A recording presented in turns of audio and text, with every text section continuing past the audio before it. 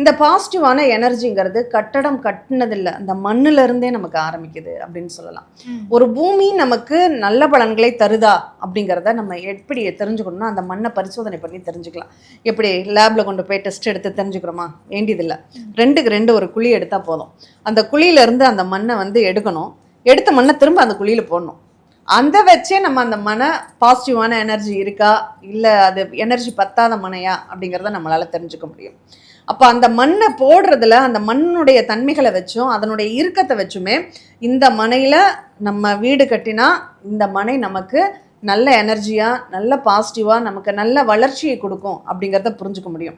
இல்லை இந்த மன நியூட்ரலாக தான் இருக்க போகுது, நம்ம எது பண்ணாலும் ஈவனாக போகும், சராசரியான ஒரு தன்மையில் தான் இருக்க போகுது.